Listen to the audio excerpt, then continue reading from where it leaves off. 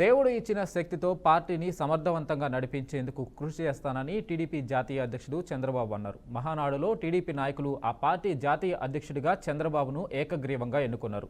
తన ఎంపికకు సహకరించిన ప్రతి ఒక్కరికి ధన్యవాదాలు తెలిపారు. తెలుగు జాతి ఉన్నంత వరకు టీడీపీ ఉంటుందని, పార్టీనే తన బలగమని చంద్రబాబు స్పష్టం చేశారు. కుల మత ప్రాంతాలకు అతీతంగా నాకు అప్పగించబడిన విధులను మనస వాచ కర్మేణ సమర్థవంతంగా నిర్వహిస్తానని దేవుని సాక్షిగా తెలియజేస్తున్నాను. తెలుగుదేశం పార్టీ కార్యకర్తల అభ్యున్నతికి మనోభావాలకు అనుగుణంగా వారి అభిష్టం మేరకు శాయశక్తులా కృషి చేస్తానని తెలుగుదేశం పార్టీ ప్రతిష్టతను పెంచడానికి నాపై మీరు ఉంచిన నమ్మకాన్ని వమ్ము చేయకుండా పనిచేస్తానని తెలుగుదేశం పార్టీ పతాక దేశం నలుమూలల రెపరెపలాడేటట్లుగా అవిశ్రాంతంగా కృషి చేస్తానని విజ్ఞానవంతమైన ఆదర్శవంతమైన సుసంపన్నమైన సమాజ స్థాపనకు ఆర్థిక అసమానతలు తొలగించి రాష్ట్రాల సమగ్రాభివృద్ధికి శక్తి వంచన లేకుండా కృషి చేస్తానని తెలుగుదేశం పార్టీ జాతీయ అధ్యక్షునిగా ప్రమాణం చేస్తున్నాను. Thank you very much sir. నా జీవితంలో ఇదొక మరపురాని రోజు సార్. ఏమి సాధించావంటే నారా చంద్రబాబు నాయుడు గారిని జాతీయ అధ్యక్షుడిగా మహానాడు సభలో ఎంపిక చేసి ప్రమాణం చేయించానని గొప్పగా చెప్పుకునే అవకాశం నాకు ఇచ్చారు సార్. శిరస్సు వంచి నమస్కారం చేస్తున్నా. తెలుగు జాతికి విజయాన్ని ఇచ్చిన జెండా, తెలుగు ప్రజల నమ్మకం, విశ్వాసం, భవిష్యత్తు, భరోసా తెలుగుదేశం జెండా. ఆ జెండా చూస్తా ఉంటే ఎక్కడ లేని విశ్వాసం వస్తుంది. ఇది శాశ్వతంగా ప్రజలకు అండగా ఉంటుందని మరొక్కసారి ఎన్టీఆర్ సాక్షిగా మీ అందరికి విజ్ఞప్తి చేస్తున్నా. ఇలాంటి వినూత్నమైన కార్యక్రమాలు చేస్తూ ప్రజాహిత పాలన చేయాలని, ప్రజలు ఎప్పుడూ మెచ్చుకునే విధంగా ఉండాలని, ఎక్కడ జీరో కరప్షన్ ఉండాలని ఇలాంటి కొన్ని సంకల్పాలతో మహానాడు పెద్ద డ్రామా అని మాజీ సీఎం వైఎస్ జగన్ విమర్శించారు. చంద్రబాబు మహానాడులో ఫోజులు ఇస్తున్నారని ఆరోపించారు. టీడీపీ తెలుగు డ్రామా పార్టీ అని జగన్ ఎద్దేవా చేశారు. సత్తా అంటే కడపలో మహానాడు పెట్టడం కాదని, ఇచ్చిన హామీలు నెరవేర్చడమే అని నిజమైన సత్తా అని ధ్వజమెత్తారు. సూపర్ 6, సూపర్ 7 హామీలు గాలికి వదిలేశారని జగన్ మండిపడ్డారు. మీ వేదికపై నుంచి నీకు చెప్పే ధైర్యం ఉందా? మీ కార్యకర్తలను గడప గడప తిప్పే ధైర్యం మీకుందా అని అడుగుతా ఉన్నా. ఇదే చంద్రబాబు నాయుడు. కారణం, తెలుగుదేశం పార్టీకి సంబంధించిన ఏ కార్యకర్త అయినా కూడా గడప గడప ప్రోగ్రాం చేస్తూ ఏ ఇంటికి వాళ్ళు వెళ్ళినా కూడా ఆ ప్రతి ఇంట్లోనూ కూడా చంద్రబాబు నాయుడు గారు ఎన్నికలప్పుడు ఇచ్చిన మేనిఫెస్టో ఆ ప్రతి ఇంట్లో వాళ్ళ దగ్గర కాపీ ఉంది. ఆ ఎన్నికల మేనిఫెస్టో వాళ్ళ ఇంట్లో కాపీ ఉంది.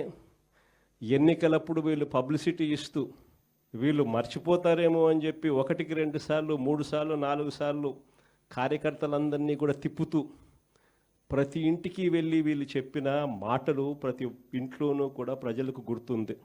వీళ్ళు ఇచ్చిన బాండ్లు ప్రతి ఇంట్లో కూడా ఈ రోజుకి ఉన్నాయి. ఒకవైపున చంద్రబాబు ప్రభుత్వం ఇచ్చిన ఏ హామీని నెరవేర్చకుండా సూపర్ 6లు, సూపర్ 7లు గాలి కుదిలేసి 143 హామీలను పూర్తిగా ఏదో ఒక రోజు చంద్రబాబును లోకేష్ గద్దె దించుతాడు అంటూ మాజీ మంత్రి పేర్ని నాని సంచలన వ్యాఖ్యలు చేశారు. టీడీపీ వాళ్లే చంపుకొని వైసీపీ నేతలపై కేసులు పెడుతున్నారని ఆరోపించారు. శిశుపాలుడి పాపాలు పెరిగినట్లు లెక్కకు మించి పాపాలు చేస్తున్నారని విమర్శించారు. చక్రవడ్డీతో సహా ఆ పాపాలకు చెల్లిస్తామని హెచ్చరించారు. ఎన్టీఆర్ను చంద్రబాబు వెన్నుపోటు పొడిచారని అన్నారు. చంద్రబాబే కాంగ్రెస్ నుండి ఎన్టీఆర్ కాళ్ల వద్దకు చేరిన పెద్ద కోవర్టు అని మండిపడ్డారు. మీలో మీరు చంపుకుని ఇవాళ ముద్దాయిలుగా వైసీపీ వాళ్ళని పెట్టి ఇటువంటి తప్పుడు ప్రకటనలు ఇచ్చినంత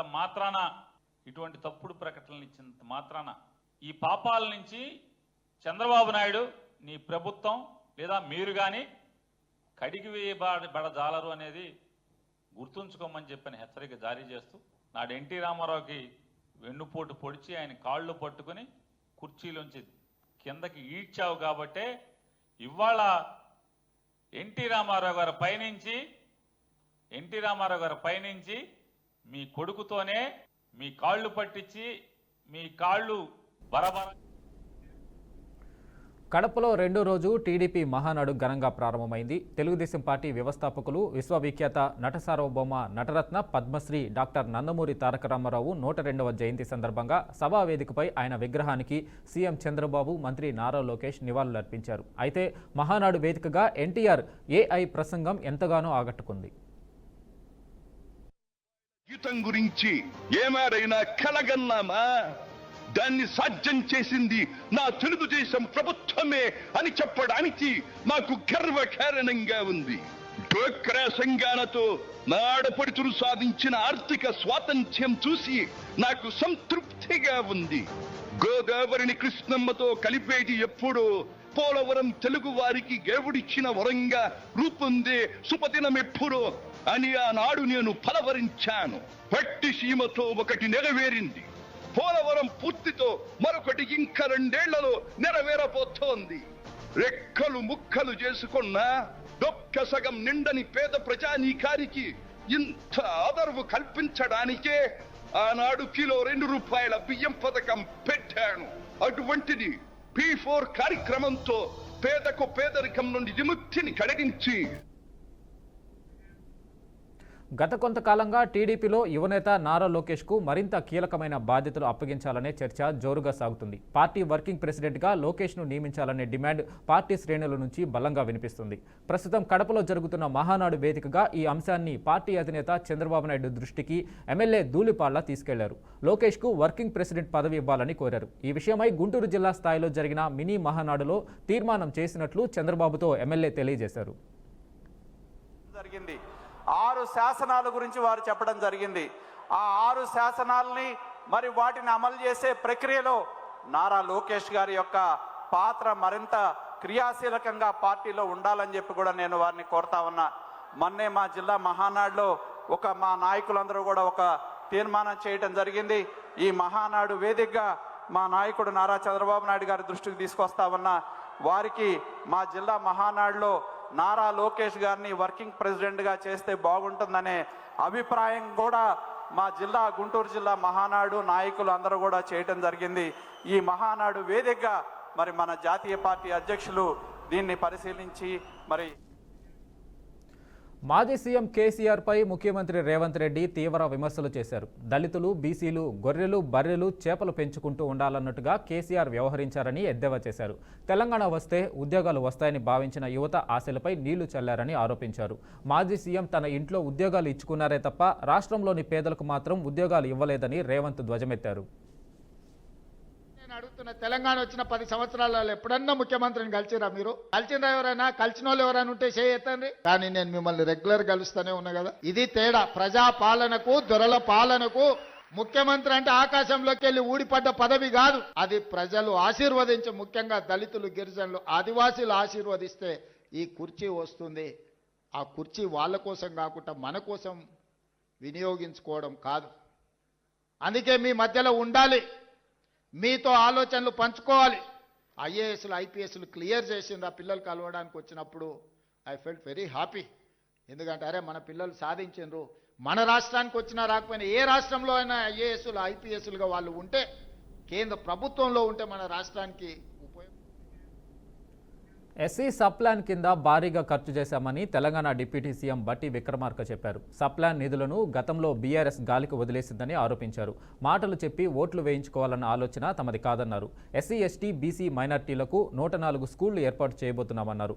రేవంత్ రెడ్డి మనసున్న ముఖ్యమంత్రి అని విద్యార్థుల గురించి ఆలోచించి 200% కాస్మోటిక్ ఛార్జీలు పెంచారని బట్టి తెలిపారు. ఈరోజు మన రాష్ట్ర ప్రభుత్వం అధికారంలోకి వచ్చిన తర్వాత ఇందిరమ్మ ప్రభుత్వం, ప్రజా ప్రభుత్వం, పేదల ప్రభుత్వం, మనసున్న ప్రభుత్వం, ఈ ప్రభుత్వం అంతా ఆలోచన చేసి చేసిన పనులు ఒకసారి తప్పనిసరిగా మీ అందరితో కూడా పంచుకోవాలని అనుకుంటున్నాను. బహుశా నాకు తెలిసి రాష్ట్ర ప్రభుత్వ చరిత్రలో కానీ, ఉమ్మడి రాష్ట్ర ప్రభుత్వ చరిత్రలో కానీ ఎస్సీ ఎస్టీ సబ్ ప్లాన్ కు సంబంధించి తూచా తప్పకుండా నిధుల్ని కేటాయించడమే కాదు, ఖర్చు చేయటానికి కూడా ఆలోచన చేసినటువంటి ప్రభుత్వం ఇంతవరకు లేదు. కేవలం రేవంత్ రెడ్డి గారి నాయకత్వంలో ఉన్నటువంటి తెలంగాణ ఈరోజు ఈ ప్రభుత్వం తప్ప.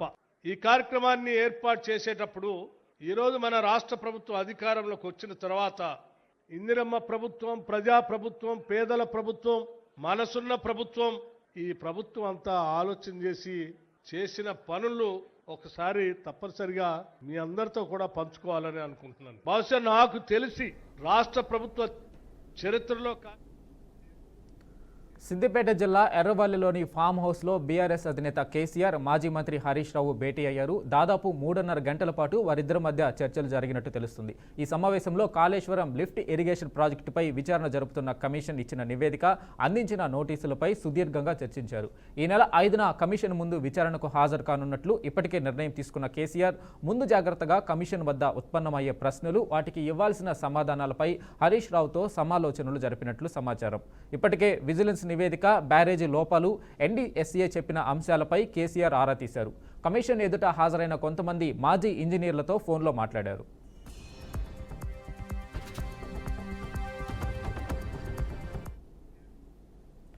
ఎన్డీఎస్ఏ నివేదికను ఎన్డీఏ నివేదిక అనడంలో తప్పు లేదని బీఆర్ఎస్ వర్కింగ్ ప్రెసిడెంట్ కేటీఆర్ ఎద్దేవా చేశారు. నాణ్యత లేనిది కాళేశ్వరం, మేడిగడ్డలో కాదని, కాంగ్రెస్ బీజేపీలు చేస్తున్న రాజకీయాల్లోనే నాణ్యత లేదని విమర్శించారు.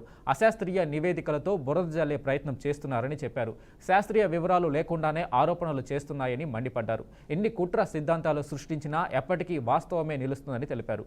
కాళేశ్వరం తెలంగాణకు జీవధార, కేసీఆర్ ఒక దార్శనికుడు అని కేటీఆర్ అన్నారు.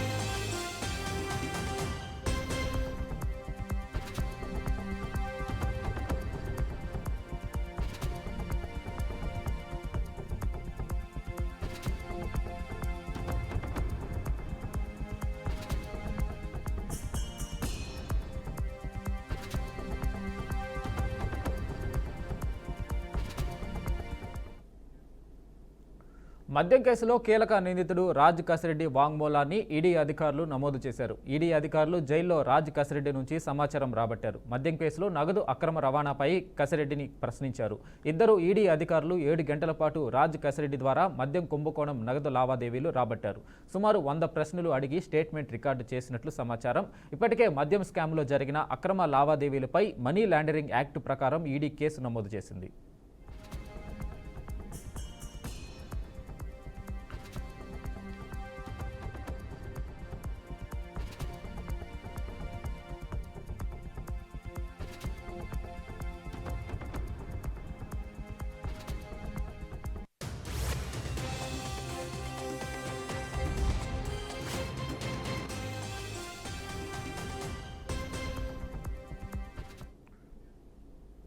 హైదరాబాద్ మరో ప్రతిష్టాత్మక అంతర్జాతీయ కార్యక్రమానికి ఆతిథ్యం ఇవ్వనుంది. మిస్ వరల్డ్ 2025 పోటీల తుది ఘట్టం నగరంలోని హైటెక్స్ ప్రాంగణంలో అంగరంగ వైభవంగా జరగనుంది. రాష్ట్ర ప్రభుత్వం ఈ కార్యక్రమాన్ని అత్యంత ప్రతిష్టాత్మకంగా నిర్వహిస్తుండగా ఇప్పటికే 4 ఖండాలకు చెందిన 40 దేశాల నుంచి ప్రతినిధుల ఎంపిక పూర్తయింది. వచ్చే ఆదివారం సాయంత్రం జరిగే ఈ ఫైనల్స్ కోసం ఏర్పాట్లు చురుగ్గా సాగుతున్నాయి.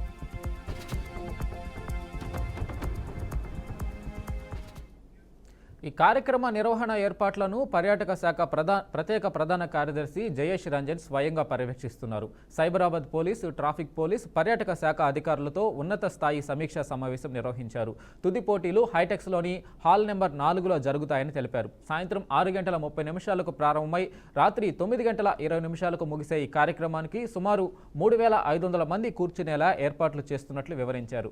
అన్ని ప్రభుత్వ శాఖల మధ్య సమన్వయం కోసం హైటెక్స్లో ఒక ప్రత్యేక కంట్రోల్ రూమ్ను కూడా ఏర్పాట్లు చేస్తున్నట్లు జయేష్ రంజన్ పేర్కొన్నారు.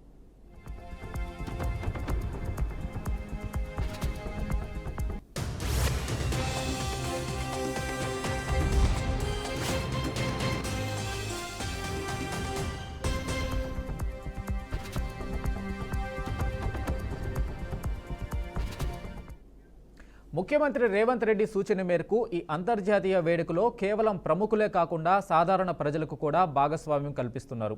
ఇందుకోసం ఆన్లైన్లో దరఖాస్తులు ఆహ్వానించగా సుమారు 7,500 మంది దరఖాస్తు చేసుకున్నారని, వారిలో దాదాపు 1000 మందికి అవకాశం కల్పించనున్నట్లు జయేష్ రంజన్ తెలిపారు. ఈ కార్యక్రమానికి రాష్ట్రంలోని ప్రముఖ పారిశ్రామికవేత్తలు, బాలీవుడ్, టాలీవుడ్ సినీ ప్రముఖులను ప్రత్యేక ఆహ్వానితులుగా పిలిచినట్లు ఆయన చెప్పారు. ముఖ్యమంత్రి రేవంత్ రెడ్డి, రాష్ట్ర మంత్రులు, ప్రజాప్రతినిధులు, ఉన్నతాధికారులు కూడా ఈ వేడుకకు హాజరు కానున్నారు.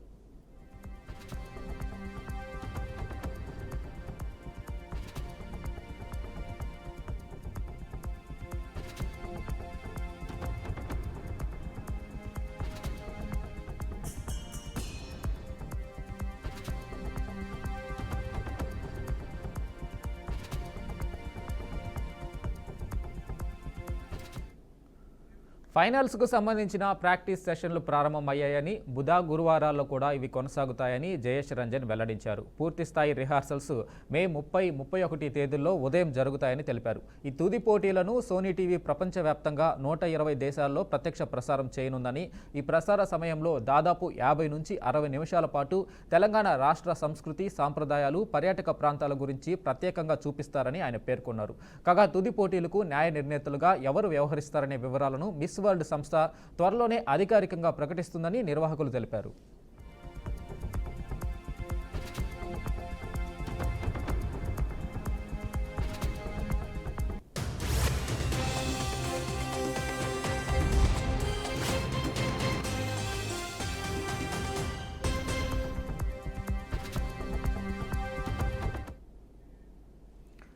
దేశవ్యాప్తంగా ఉన్న కోట్లాది మంది రైతులకు కేంద్ర ప్రభుత్వం తీపి కబురు అందించింది. 2025-26 ఖరీఫ్ మార్కెటింగ్ సీజన్కు సంబంధించి 14 రకాల పంటలకు కనీస మద్దతు ధర పెంచుతూ కీలక నిర్ణయం తీసుకుంది.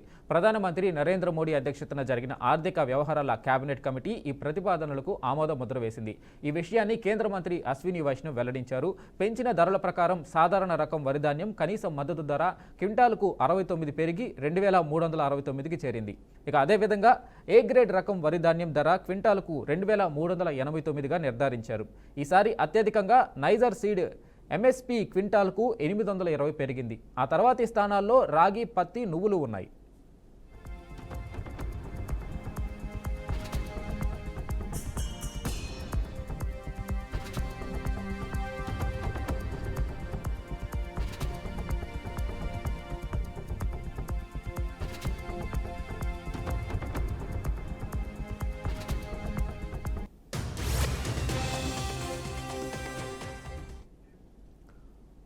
కాంగ్రెస్ పార్టీ కీలక నేత, ఏఐసిసి ప్రధాన కార్యదర్శి కేసీ వేణుగోపాల్ కీలక వ్యాఖ్యలు చేశారు. దేశ రక్షణ విషయంలో తాము ఎట్టి పరిస్థితుల్లో రాజకీయం చేయబోం, రాజీ పడబోం అన్నారు.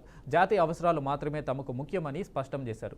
కాంగ్రెస్ చరిత్ర ఇదే విషయాన్ని చెబుతుందని అన్నారు. దేశం కోసం మేము పోరాడతాం, ఎవరితో అయినా ఫైట్ చేస్తామని ప్రకటించారు. ముందు దేశం, ఆ తర్వాతే రాజకీయాలు చేస్తామని అన్నారు. పెహల్గాంలో ఉగ్రదాడి తర్వాత తాను, రాహుల్ గాంధీ ఇద్దరం శ్రీనగర్లో బాధితులు చికిత్స పొందుతున్న ఆసుపత్రికి వెళ్లాం.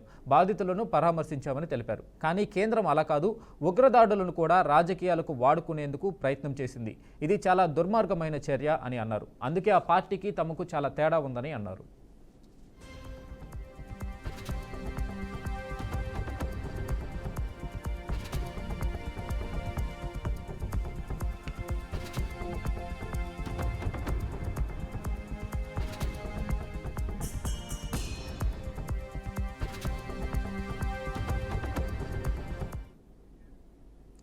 ప్రముఖ సినీ నటుడు మక్కల్ నీది మయ్యం పార్టీ వ్యవస్థాపకుడు కమల్ హాసన్ రాజ్యసభకు వెళ్లడం దాదాపు ఖరారైంది. 2024 లోక్సభ ఎన్నికల సమయంలో డీఎంకేతో కుదిరిన ఒప్పందం ప్రకారం ఎంఎన్ఎంకు రాజ్యసభ సీటు కేటాయించారు. ఇందులో భాగంగా కమల్ హాసన్ అభ్యర్థిత్వాన్ని అధికారికంగా ప్రకటిస్తూ డీఎంకే ఒక ప్రకటన విడుదల చేసింది. రాజ్యసభలో ప్రస్తుతం ఖాళీగా ఉన్న 8 స్థానాలకు వచ్చే నెల 19న ఎన్నికలు జరగనున్నాయి. ఈ నేపథ్యంలో డీఎంకే తన 4 అభ్యర్థులను ప్రకటించింది. వారిలో కమల్ కూడా ఉండడంతో కమల్ హాసన్ రాజ్యసభలో అడుగుపెట్టడం ఖాయమేనని చెప్పవచ్చు.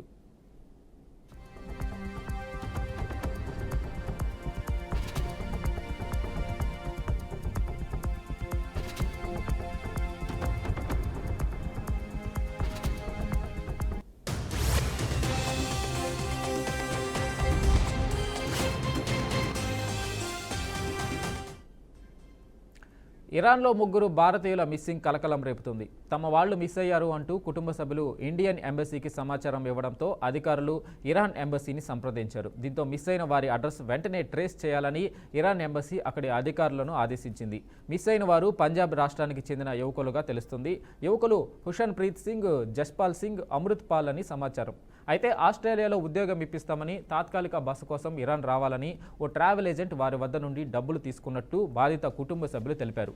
మే 1న వారు ఇరాన్ చేరుకున్న వెంటనే ఏజెంట్ వారిని కిడ్నాప్ చేయించి ఉంటాడని అనుమానం వ్యక్తం చేశారు. కిడ్నాపర్లు యువకులను విడిచిపెట్టాలంటే డబ్బులు ఇవ్వాలని డిమాండ్ చేస్తున్నారని వాపోయారు.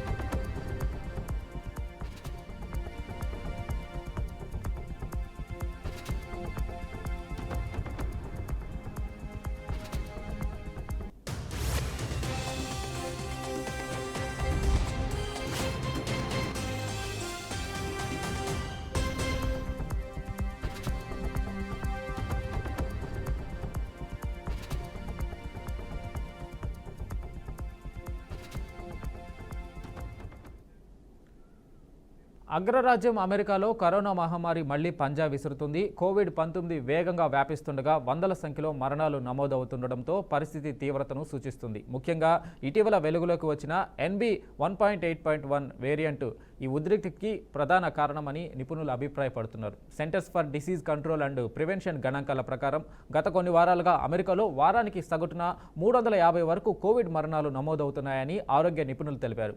ఈ గణాంకాలు భవిష్యత్తులో మరింత పెరిగే అవకాశం ఉందని హెచ్చరిస్తున్నారు.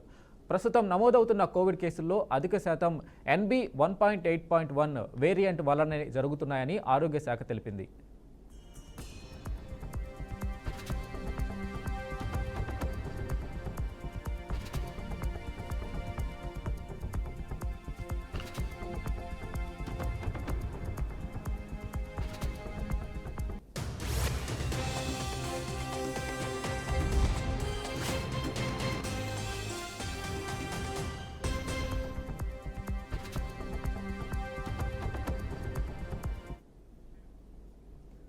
రష్యా ఉక్రెయిన్ మధ్య ఉద్రిక్తతలు తీవ్రతరమయ్యాయి. కాల్పుల విరమణకు ప్రయత్నాలు జరుగుతున్న సమయంలో క్రెమ్లిన్ బలగాలు కీవ్పై విరుచుకుపడుతున్నాయి. ఉక్రెయిన్ ఈశాన్య సుమి ప్రాంతంలోని 4 సరిహద్దు గ్రామాలను మాస్కో సీజ్ చేసింది.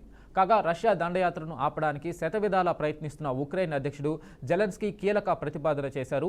పుతిన్తో చర్చలకు సిద్ధమని అన్నారు. ద్వైపాక్షిక చర్చలకు పుతిన్కు ఇష్టం లేకపోతే త్రైపాక్షిక చర్చలకైనా సరే, ఏ తరహా సమావేశానికైనా తాను సిద్ధమే అని ప్రతిపాదించారు. అలాగే శాంతి ఒప్పందానికి రాకుండా ముందుకు వెళ్తున్న రష్యాపై అమెరికా ఆంక్షలు విధించాలని డిమాండ్ చేశారు.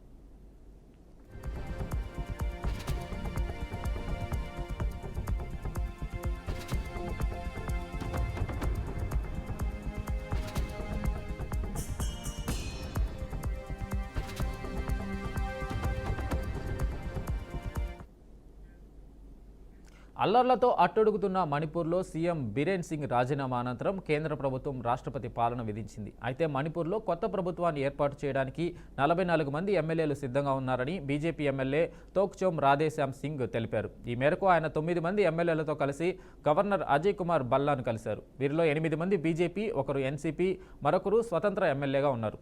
కాంగ్రెస్ మినహా 44 మంది ఎమ్మెల్యేలు మణిపూర్లో ప్రభుత్వాన్ని ఏర్పాటు చేయడానికి సిద్ధంగా ఉన్నారని రాధేశ్యామ్ చెప్పారు. తదుపరి ప్రభుత్వాన్ని ఏర్పాటు చేయడానికి ఎటువంటి వ్యతిరేకత లేదని స్పష్టం చేశారు. ప్రభుత్వ ఏర్పాటు విషయంలో బీజేపీ అధిష్టానం త్వరలోనే నిర్ణయం తీసుకుంటుందని చెప్పారు.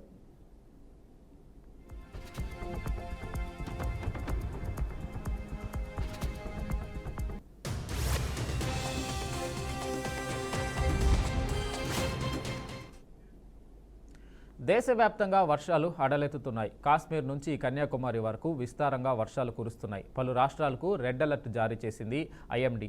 కొన్ని రాష్ట్రాల్లో ఎల్లో, ఆరెంజ్ అలర్ట్లు కొనసాగుతున్నాయి. ముఖ్యంగా తెలుగు రాష్ట్రాలకు 3 రోజుల పాటు వర్ష సూచన చేసింది వాతావరణ శాఖ. రాష్ట్రంలో చెదురుముదురుగా భారీ వర్షాలతో పాటుగా కొన్ని చోట్ల 50 నుంచి 60 కిలోమీటర్ల వేగంతో ఈదురుగాలులు వీచే అవకాశం ఉందని చెప్పింది. ప్రజలు అప్రమత్తంగా ఉండాలని వాతావరణ శాఖ హెచ్చరికలు జారీ చేసింది.